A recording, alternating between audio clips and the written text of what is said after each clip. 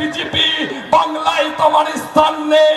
এটা পাগলকে দেখতে পাচ্ছি আমরা বিধানসভায়, পাগলামি করছে বন্ধু, পাগলের মতো সে আওয়াজ তুলছে, কখনো বিধানসভার ভিতরে ঢুকে গান গাইছে, কখনো বিধানসভার বাইরে এসে কাঁদছে, কখনো হা হা করে হাসছে। একটা মানুষ সম্পূর্ণরূপে পাগল হয়ে গেলে এই রকমের বিকৃতি মস্তক মানুষ এই কাজ করতে পারে? আমরা দেখছি বিজেপি বিরোধী দল নেতা তিনি পাগলের প্রলাপ বকছেন। আমরা গ্রামের মানুষ জানি, যখন কোন হাতি পাগল হয়ে যায় সে হাতিকে শিকল দিয়ে বাঁধা হয়। সাম্প্রদায়িক বিদ্বেষ ছড়িয়ে পশ্চিমবঙ্গের যে আমাদের মধ্যে একটা ভাইচারা, সে ভাইচারাকে ভেঙে চুরমার করে দিয়ে। নমস্কার বন্ধুরা, আমার নাম ধ্রুবজ্যোতি সরকার। শুভেন্দু অধিকারীকে হাত পা শেকল দিয়ে বেঁধে রাখতে হবে, বেফাস কথা মালদার তৃণমূল নেতা আব্দুর রহিম বক্সি। সাম্প্রদায়িক কথাবার্তা বলছে শুভেন্দু, পশ্চিমবঙ্গকে ভাগ করার চেষ্টা করছে। শুভেন্দু অধিকারীকে পাগল হাতি বলে শিকল দিয়ে বেঁধে রাখার নিদান দিলেন তৃণমূলের নেতা আব্দুর রহিম বক্সি। পশ্চিমবাংলার হিন্দুদের একজোট করতে অনেক বড় অবদান শুভেন্দু। কোনো রাজনৈতিক দল হিন্দুদের পাশে এসে দাঁড়ায়নি কোনোদিন। ভাইদের চারা হয়েছে হিন্দু। মোথাবাড়ি, মুর্শিদাবাদ, মহেশতলার সাম্প্রদায়িক দাঙ্গা, যেখানে হিন্দু সংখ্যা 20% নিচে, সেখানেও মুখ্যমন্ত্রী থেকে শুরু করে সমস্ত তৃণমূল নেতারা বিজেপিকেই দোষারোপ করে গেছে। এমনকি অন্যান্য রাজনৈতিক দলগুলো হিন্দুদের পাশে এসে দাঁড়ায়নি, হিন্দুর হয়ে লড়েছে শুধু বিজেপি। আর এটা পশ্চিমবাংলার বাঙালিরা হাড়ে হাড়ে টের পেয়েছে। আব্দুর রহিম বক্সির মতো তৃণমূল নেতাদের একটাই উদ্দেশ্য, শান্তি সম্প্রীতির নামে শুধু হিন্দুদের চুপ করিয়ে রাখা। ওদের কেউ আটকাবে না। মনে রাখবেন, ওরা হাজার সাম্প্রদায়িক দাঙ্গা করলেও ওদের কেউ সাম্প্রদায়িক বলবে না। জানেন তো ওরা কারা? ভাইচারা না, ভাইদের চারা হিন্দু। মালদার সর্বস্তরের মানুষকে তার বিরুদ্ধে রুখে দাঁড়ানোর জন্য আহ্বান করব। পাগলের মতো সে আওয়াজ তুলছে, কখনো বিধানসভার ভিতরে ঢুকে গান গাইছে, কখনো বিধানসভার বাইরে এসে কাঁদছে, কখনো হা হা করে হাসছে। একটা মানুষ সম্পূর্ণরূপে পাগল হয়ে গেলে এই রকমের বিকৃতি মস্তক মানুষ এই কাজ করতে পারে? আমরা দেখছি বিজেপি বিরোধী দল নেতা তিনি পাগলের প্রলাপ বকছেন। আমরা গ্রামের মানুষ জানি, যখন কোন হাতি পাগল হয়ে যায় সে হাতিকে শিকল দিয়ে বাঁধা হয়। শিকল দিয়ে তার হাত তার পা বেঁধে গ্রামের সমস্ত মানুষের কাটতে হয়ে তাকে পাগলা গারদে পাঠানো হয়।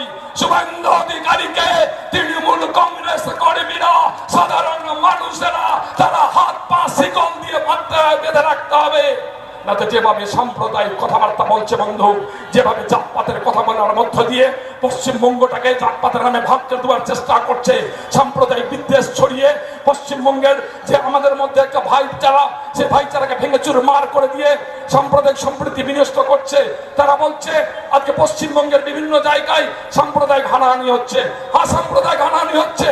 যেভাবে শুভেন্দু অধিকারী বক্তব্য রাখছেন, যেভাবে সুকান্ত মজুমদার বক্তব্য রাখছেন, যেভাবে আলিপুর দুয়ারে প্রধানমন্ত্রী বক্তব্য রেখে গেলেন, যেভাবে নেতাজির ইন্ডোর স্টেডিয়ামে স্বরাষ্ট্রমন্ত্রী বক্তব্য রেখে গেলেন, তারা শুধুমাত্র তার বক্তব্যের মধ্যে দিয়ে পশ্চিমবঙ্গের শান্ত পরিবেশকে অশান্ত করে দিয়ে সাম্প্রদায়িক দাঙ্গার মধ্য দিয়ে গরিব মানুষকে মৃত্যুর মুখে ঠেলে দেওয়ার চেষ্টা করছেন।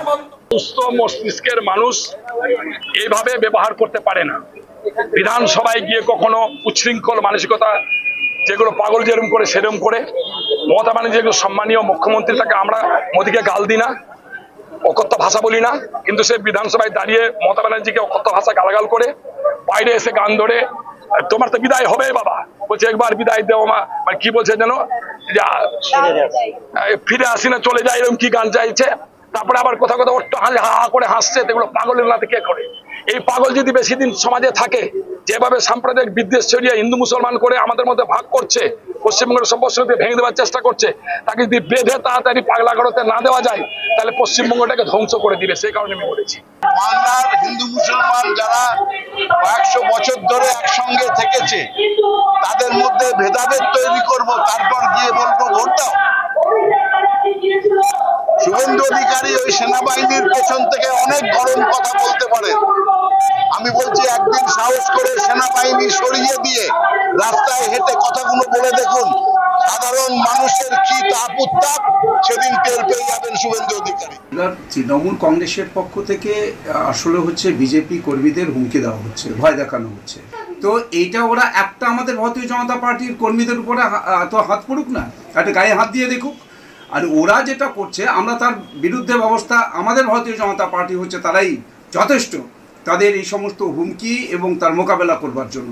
সম্মানীয় শুভেন্দু অধিকারী যেভাবে তিনি বিধানসভাতে এবং বাইরেও যেভাবে তিনি আজকে প্রতিবাদ মুখর হচ্ছেন এবং সমস্ত কার্যকর্তা পদাধিকারী তাদেরকে একজোট করছেন, এটি হচ্ছে তাদের এখন হচ্ছে যে আজকে এখানে তৃণমূল কংগ্রেস তারা ভয় পেয়েছে। বন্ধুরা, ভিডিওটি ভালো লাগলে দয়া করে লাইক শেয়ার করে দেবেন, আমাদের পেজটা ফলো করে নেবেন আর আপনার মতামত কমেন্ট করে অবশ্যই জানান। ধন্যবাদ।